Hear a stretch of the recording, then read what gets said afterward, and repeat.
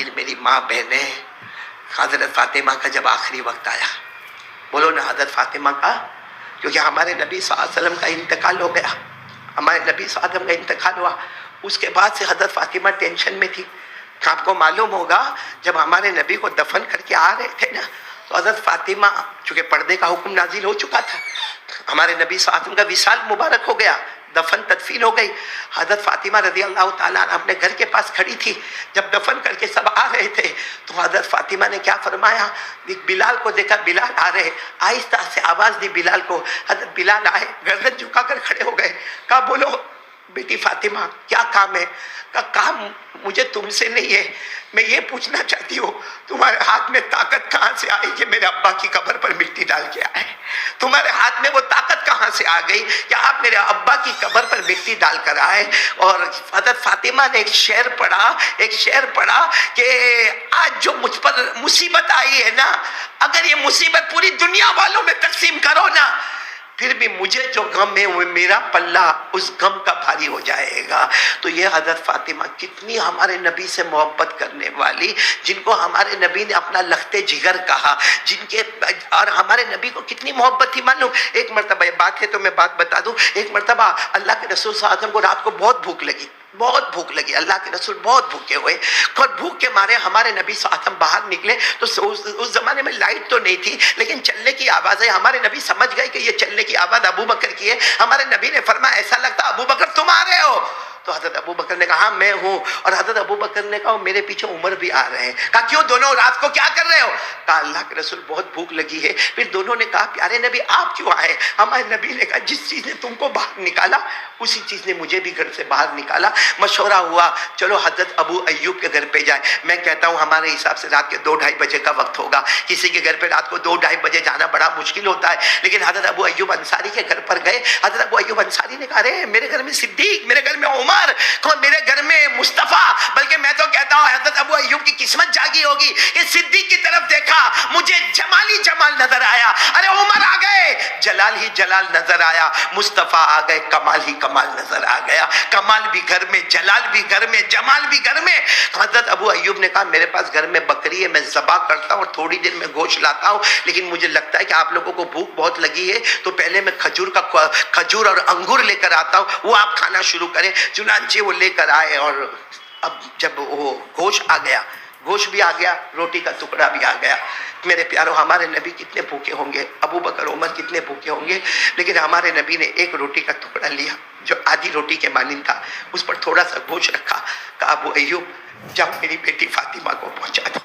جاؤ میری بیٹی فاطمہ کو پہنچا دو، 2 دن ہو گئے میری بیٹی نے کھانا نہیں کھایا۔ سوچو ہمارے نبی کو اپنے پیٹ سے زیادہ کس کیا فکر تھی؟ اپنی بیٹی کی۔ تو حضرت فاطمہ تو بخشی بخشائی، بولو حضرت فاطمہ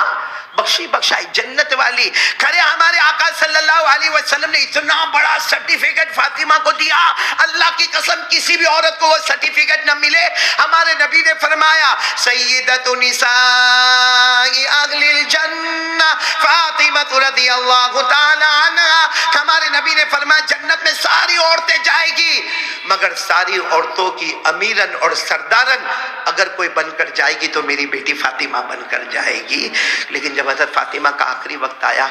فجر کی نماز پڑھ کے حضرت علی آئے، جلدی جلدی سننا، کون آئے؟ شوہر تھے، آئے، حضرت فاطمہ بخار میں تپ رہی ہے، اسی بخار میں فاطمہ اٹھ رہی ہے اور اپنے بیٹے حسن اور حسین کا کپڑا، ان کا نہانا،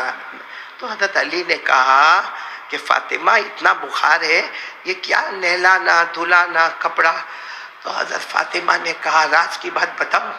کہا بتاؤ؟ کہا مجھے حسن حسین کو نہلا لینے دو، ان کے کپڑے دھو لینے دو، کھانا پکا لینے دو،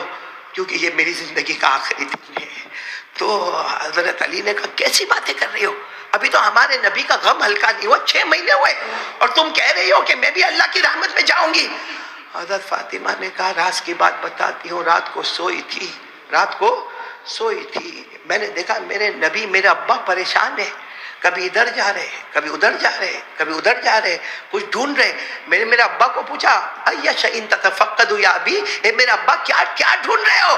ابا نے مڑ کر کہا اور بیٹی فاطمہ تمہارا انتظار کر رہا ہوں۔ اور پھر حضرت فاطمہ نے کہا اپنے شوہر سے کہا علی آخری دن ہے، آخری دن روزہ رکھی ہوں، سحری تمہارے ساتھ کی ہوں، افطار میرے ابا کے ساتھ دسترخوان پر ہوگا انشاءاللہ۔ اور پھر کیا فرمایا، سننا یہ ہم لوگوں کے لیے بہت بڑی بات ہے، فرمایا نہلانا دھلانا سب ہو گیا، بخار کے عالم میں کھانا پکانا ہوا، پھر ایک جگہ پہ لیٹ گئی، پورا بدن کانپ رہا تھا، اپنے شوہر سے کہا پہلی بات سننا، آج کوئی بیوی نہیں کرتی ہے، اپنے شوہر سے کہا دیکھو زندگی میں مجھ سے کوئی غلطی ہوئی ہو تو مجھے معاف کر دینا۔ تو حضرت علی نے کہا کائے کی معافی، میں نبی کی بیٹی کو لایا، نبی کی بیٹی کا حق ادا نہیں کیا، کتنی راتیں تم بھوکی پیاسی رہی، کہا نہیں پھر بھی مجھے معاف کر دینا، کیونکہ اگر شوہر نے معاف نہ کیا ہو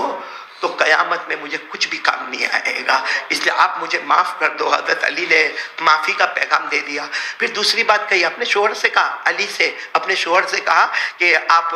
جس سے چاہو شادی کر لینا، میرے انتقال کے بعد جس سے چاہو شادی کر لینا، شادی کرنا، رہنا اپنی بیوی کے ساتھ، مگر میرے حسن حسین کا خیال رکھنا، بہت چھوٹے ہیں میرے بچے، بہت چھوٹے ہیں، خیال رکھنا،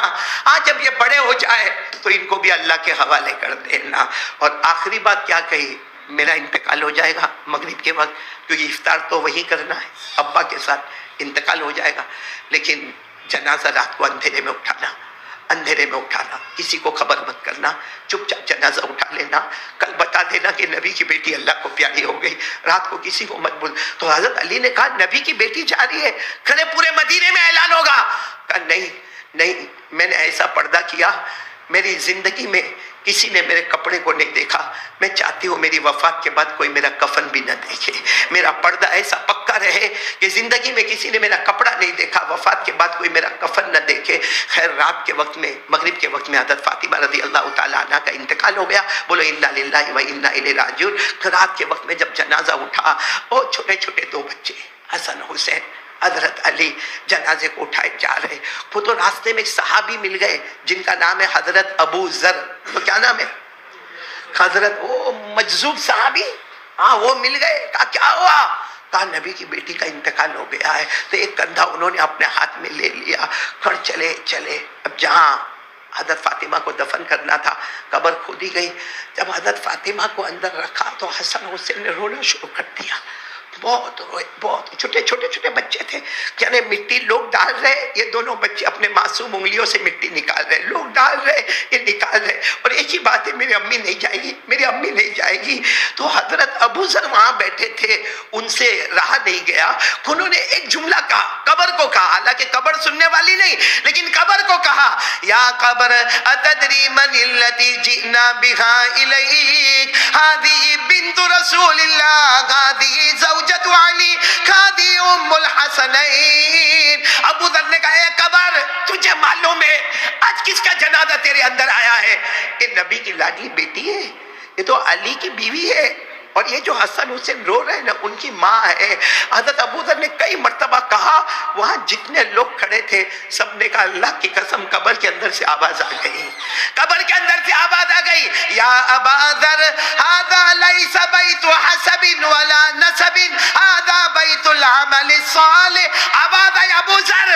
یہاں خاندان مت بتاؤ، یہ مت بتاؤ کہ نبی کی بیٹی ہے، حسنین کی ماں ہے اور علی، یہاں خاندان مت بتاؤ، یہاں خاندان نسب نامہ یہ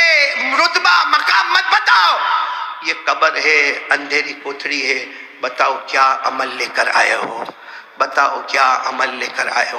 میں کہتا ہوں اللہ کی قسم یہ آواز فاطمہ کے لیے نہیں تھی، وہ تو جنتی عورتوں کی سردارن ہے،